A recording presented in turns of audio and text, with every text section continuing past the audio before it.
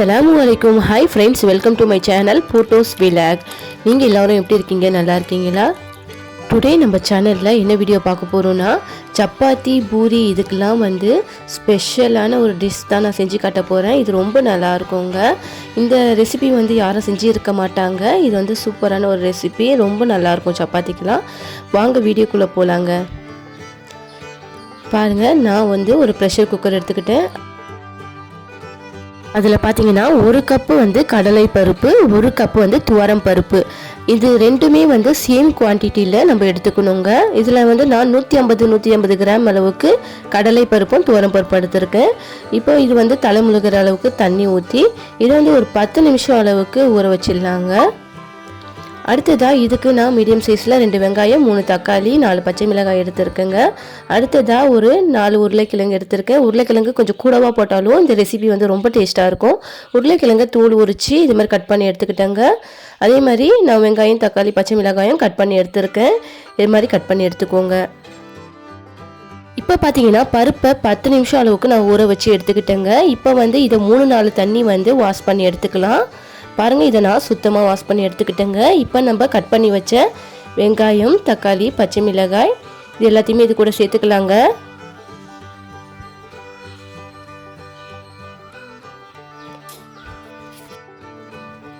அடுத்ததாக நம்ம கட் பண்ணி வச்ச உருளைக்கிழங்கையும் இது கூட சேர்த்துக்கலாம். உருளைக்கிழங்கு இன்னும் கொஞ்சம் கூட சேர்த்துக்கலாங்க, ரொம்ப நல்லாயிருக்கும். அடுத்ததாக இதுக்கு நான் மிளகாய்த்தூள் 2 டேபிள் ஸ்பூன் எடுத்திருக்கேன். நீங்கள் காரத்துக்கு ஏற்ற மாதிரி போட்டுக்கோங்க. அடுத்ததாக மஞ்சத்தூள் 1/2 டேபிள் ஸ்பூன், உப்பு தேவையான அளவு எடுத்திருக்கேங்க. இதில் வேறு எதுவுமே மசாலா ஆட் பண்ண தேவையில்லைங்க. அடுத்ததாக இது வேகிற அளவுக்கு நம்ம இதில் தண்ணி ஊற்றிக்கலாம். அவ்வளோதாங்க. இதை நல்லா கிளறி விட்டு இப்போ இதை க்ளோஸ் பண்ணி ஒரு 1/4 மணி நேரம் அளவுக்கு இதை மீடியம் ஃப்ளேம்லேயே வச்சு எடுத்துக்கலாங்க. இந்த ரெசிபி பார்த்தீங்கன்னா ரொம்ப நல்லா இருக்குங்க. சப்பாத்திக்கு ரொம்ப டேஸ்ட்டாக இருக்கும். நீங்கள் ஒரு தடவை இதை டேஸ்ட் பண்ணி பார்த்தீங்கன்னா அப்புறம் விடவே மாட்டீங்க. இப்போ இதுக்கு தாளிப்புக்கு என்னென்ன போடலான்னு பார்த்துக்கலாம். ஒரு கடாய் எடுத்து அதில் ஆயில் ஊற்றி அது ஹீட் ஆனதுக்கப்புறம் நான் இதில் 1 டேபிள் ஸ்பூன் அளவுக்கு கடுகு எடுத்துருக்கேங்க. கடுகு நல்லா பொரிஞ்சதுக்கு அப்புறம் இதில் கருவேப்பிலை சேர்த்துக்கலாம். இங்கே கருவேப்பிலையை முழுசாக போடுறதோட புதுசாக கட் பண்ணி போட்டிங்கன்னா இதை யாருமே தூக்கி போட மாட்டோம். நான் முக்கால்வாசி கட் பண்ணி தாங்க போடுவேன். இப்போ நான் காஞ்சி மிளகாய் இதில் எடுத்துக்கிறேன். இப்போ இதை தாளிச்சாச்சுங்க. இப்போ நம்ம இந்த கூட்டு மசாலா ரெடி ஆயிடுச்சு. இப்போ நம்ம தாளித்து வச்சதை இது கூட சேர்த்துக்கலாங்க. பாருங்கள், பருப்பு இந்த அளவுக்கு தான் இருக்கணும், ரொம்ப வெந்துடக்கூடாதுங்க. அப்போ தான் சப்பாத்திக்கு ரொம்ப நல்லாயிருக்கும்.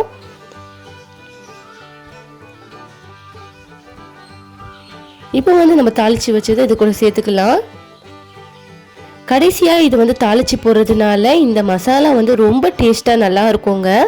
இதை சட்டுன்னு கொஞ்சம் சீக்கிரமாகவே செஞ்சிடலாம். பூரி மசாலாலாம் பார்த்தீங்கன்னா கொஞ்சம் செய்கிறதுக்கு கொஞ்சம் டைம் ஆகும். அதெல்லாம் நம்ம வதக்கி விட்டு தான் செய்வோம். இதை வதக்கவே தேவையில்லைங்க. இதை அப்படியே எல்லா இன்க்ரீடியன்ஸும் ஒன்றா போட்டு வேக வச்சு தாளித்து விட போகிறோம். ரொம்ப ஈஸியாக சட்டுன்னு ஒரு 5 நிமிஷத்தில் செஞ்சிடலாங்க. ரொம்ப வாசமாக ரொம்ப நல்லாயிருக்கும். இதை ஓப்பன் பண்ணும்போதே ரொம்ப நல்ல வாசமாக இருந்துச்சுங்க. கடைசியாக பார்த்தீங்கன்னா நம்ம இதுக்கு மல்லித்தலையை புடிசாக கட் பண்ணி இதில் சேர்த்துக்கலாம். பாருங்கள், பார்க்கறதுக்கே ரொம்ப நல்லா கலர்ஃபுல்லாக இருக்குங்க. டேஸ்ட்டும் பார்த்தீங்கன்னா அப்படி இருக்கும். கண்டிப்பாக நீங்களும் செஞ்சு பார்த்துட்டு எப்படி இருந்துச்சுன்னு எனக்கு கமெண்ட் பண்ணுங்கள். ஈஸியாக சட்டுன்னு 5 நிமிஷத்தில் செய்யக்கூடிய இந்த ரெசிப்பியை நீங்கள் சட்டுன்னு அழிப்பே இல்லாமல் செஞ்சிடலாங்க. நீங்களும் உங்கள் வீட்டில் எப்படி இருந்துச்சுன்னு செஞ்சு பார்த்துட்டு எனக்கு கமெண்ட் பண்ணுங்கள். நீங்கள் செய்கிறது மட்டும் இல்லாமல் இதை உங்கள் ஃப்ரெண்ட்ஸ் அண்ட் ஃபேமிலிக்கும் ஷேர் பண்ணுங்கள். இந்த வீடியோ உங்களுக்கு யூஸ்ஃபுல்லாக இருந்தால் மறக்காமல் லைக் பண்ணுங்கள், கமெண்ட் பண்ணுங்கள். நிறைய பேர் நம்ம வீடியோவை சப்ஸ்கிரைப் பண்ணாமல் பார்த்துட்டு இருக்கீங்க. ப்ளீஸ் நம்ம சேனலை சப்ஸ்கிரைப் பண்ணிக்கோங்க. தேங்க்ஸ் ஃபார் வாட்சிங். அஸ்ஸலாமு அலைக்கும் வரஹ்மத்துல்லாஹி வபரகாத்துஹு.